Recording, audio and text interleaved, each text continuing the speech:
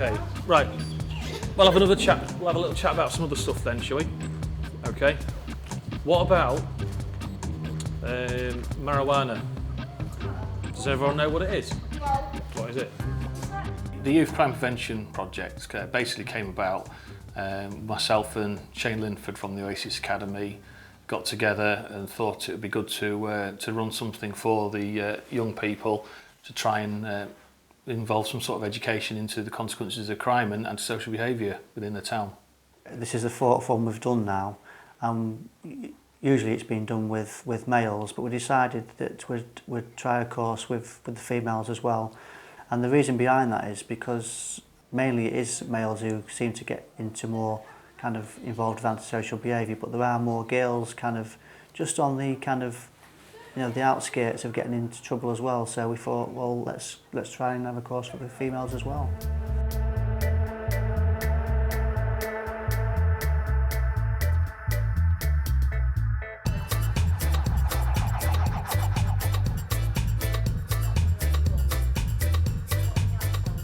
The aim of the Youth Crime Prevention Project really is to try and identify with the youth who are causing some of the issues in the town or may be causing future issues within the town, to provide a bit of a positive well-being for them really, for us as the police to get to know them a lot better and to focus their energies into something more positive and give them an understanding of consequences of what can happen if they are involved in further antisocial behaviour or crime.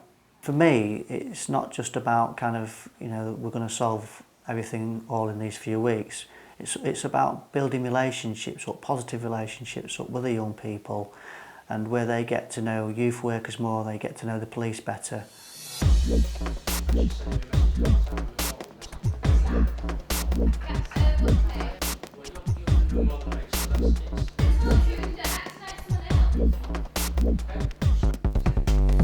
I've been here today to present a presentation on internet safety. Well, the presentation is a well-known government presentation from the Child Exploitation Online Protection Centre down in London, and it's called Think You Know. And the basis of the presentation is do you know who you're speaking to? It's about using websites such as Facebook, Bebo, MySpace, all the chat websites, and making sure that the people using it know exactly what they're doing on there in relation to privacy, etc. I think we've seen by the reaction from some of the issues that we've talked about today, it's very important. Obviously their safety is paramount. They need to make sure that they're safe online. They need to make sure that they're not speaking to somebody who's purporting to be somebody that they're not, so that there is no abusing of young people, and we are, you know, keeping their safety paramount really. I'm Karen Meadows. I work for the Youth Offending Team for North East Lincolnshire, and I'm here today to teach the group about knife crime and the impact of weapons. It's basically what we call the Be Safe programme. It's a Home Office approved programme that we use as a preventative measure for young kids, and it's about looking at areas around the law, around what constitutes an offensive weapon, whether the knife can be used as an offensive or defensive weapon, history of the knife. We look at the impact on weapons on society and communities as a whole, just generally to get them to think a little bit more about what impact using a weapon or carrying a weapon can have on themselves and on the community. We've been talking about knives and crime and the law and what's good and bad about it. It's like we do like every week different things. This week like drugs and stuff, and we do fire and art and stuff about antisocial behaviour. I've learned about crime, about knives and weapons. I've learned not to like set fires because the things you can get done for, and not to play knock the door run because like you can get all the people that get involved and you can hurt other people and people get scared. And I've learned not to take drugs and drink and stuff. Well, we came here because we've done wrong in our past and we've got records of things and stuff. Should I say some people drink because they think whatever you want. Say whatever you want. People drink because they think they're clever in front of their mates.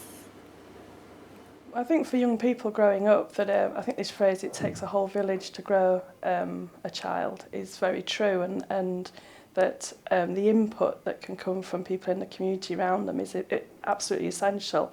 and yet very difficult to achieve sometimes. There are so many barriers to engaging cross-generational or through other agencies, and this is an example where they can come together and they can interact and they can get to know each other, and yet the benefit of the professionalism of the agencies, the knowledge.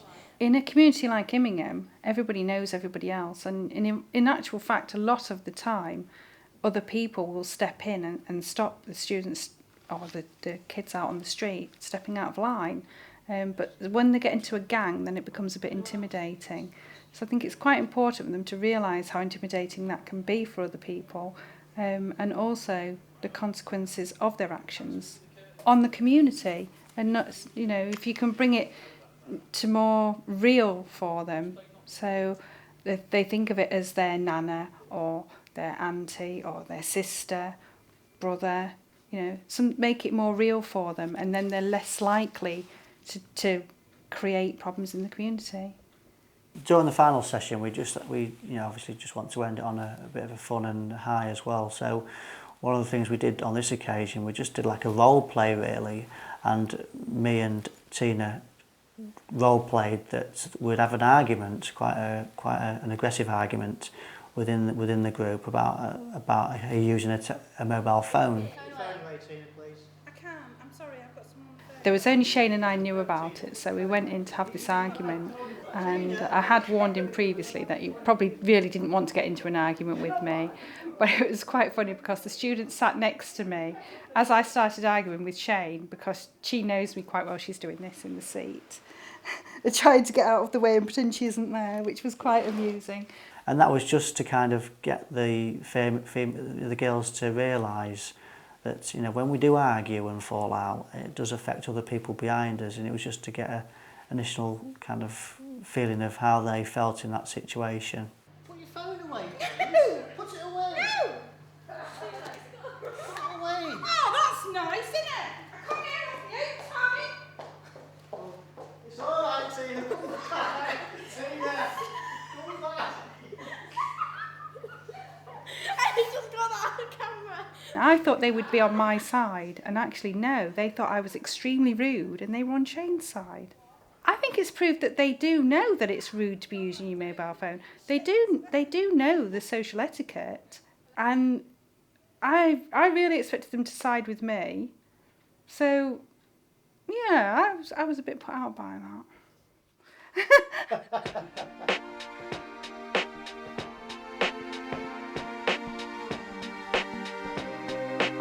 When we ran one of the first courses, we obviously tried to evaluate it best we could from the policing side.